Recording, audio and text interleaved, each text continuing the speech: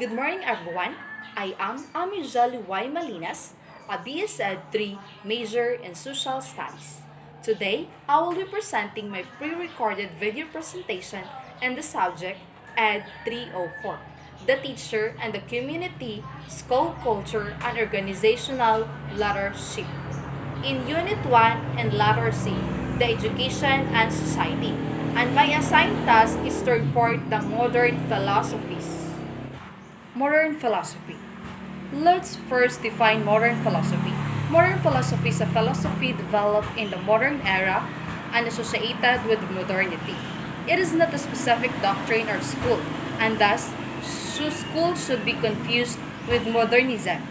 Although there are certain assumptions common to much of it, which helps to distinguish it from earlier philosophy. Modern philosophy is then an attempt at orienting ourselves to living in a new mental, emotional, and physiological landscape with everything we had ever known, felt safe with, and were certain about suddenly gone and having to make our own way forward alone. It introduces us, perhaps for the first time, to life's ultimate questions, but leave us to live in our answer rather than inheriting them with little reflection from the family and culture which we were born.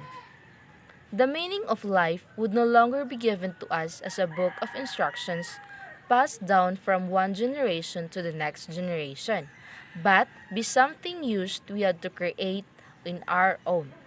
We have to confront human existence in all of its mystery, as one said of the Greek, that they stood up shore the Asian and looking up into the dark night of a mysterious universe. It felt crushing vastness with its terrifying silence and grandeur. Modern philosophy helps us to rediscover our traditional beliefs in a larger context by considering the role of chance in our lives. We were taken back when realizing that we could just easily have been born in a different time and culture with different beliefs, which we should have held as frequently as we are now in today. First is perennialism. Let's first define perennialism. Perennialism came the word perennial, meaning everlasting. It is a teacher-centered philosophy that emphasizes the importance of transferring knowledge, information, and skills from older generation to the younger ones. It says that since people are humans, one should each first a humans, not machines or techniques. Aim of education in perennialism is to educate the rational persons to cultivate the intellect of every people. The role of education in perennialism is teachers help students think with reason based on the Socratic methods of oral exposition or relation explicit. It is the question and answer or deliberate teaching through traditional values. A perennials teacher would have a classroom in which all the students are treated in some way. Material is taught delivered to the students, whether they are like it or not. This is because material is taught that is good for them rather than what they are like. This material include ancient, time-tested ideas because that is where truth is an exposure to these great minds. These learning experiences will be mostly theoretical in nature because training in these manners allows for intellectual development. The classroom might actually be a little cold by the progressive standard that focuses on group work and interaction. This is because the rational focus of perennialism, when the assumption is everyone, and the irrational is only needed exposure to the content with or without emotional experience. In perennialist philosophy, perennialism teacher, a teacher viewed as authority in the field whose knowledge is unquestionable because he or she is a master of subject and discipline and must be able to guide discussion. Since this is a teacher-centered philosophy, so the teacher's task is to do a task. A teacher should be a master of a certain academic discipline and must be able to guide the discussion in a certain classroom. Perennialists oppose the inclusion of non-academic subjects in their curriculum. It is because they defeat the primary purpose of school, which is to develop students' intellectuality. They endorse subject matter curriculum that are loaded with cognitive subjects that will develop this nationality and morality. Perennialists believe that teachers are the intellectual mentors and models for their students. They believe that fundamental skills such as reading, writing, computation, research, and develop starting from elementary to grade level to prepare them for the lifelong learning. They also believe that subjects with human concern like history, literature, drama, and arts should be included in the secondary curriculum. They also believe that there are roles to sharpen students' intellectual powers and enhance their moral qualities.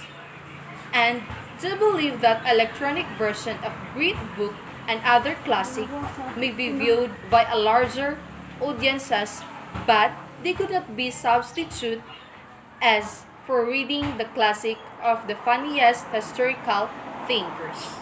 Next is progressivism. Progressivism is the progressive education philosophy established in America from 1920s to 1950s. John Dewey and its foremost proponent of his tenets with a school should improve that the way of life of our citizens through experiencing freedom and democracy in schools.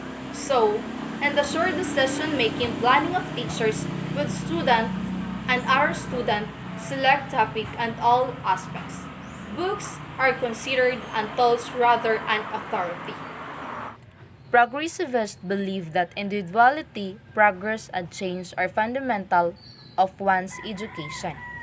Believing that people learn best from what they consider most relevant to their lives, progressivists center their curricula on the needs, experiences, interests, and abilities of the students. Progressivist teachers try making a school interesting and useful by planning lessons that provoke curiosity. In a progressivist school, students interact with one another and develop social qualities such as cooperation and tolerance for different points of view. In addition, students solve problems in the classroom similar to those they will encounter on their everyday lives.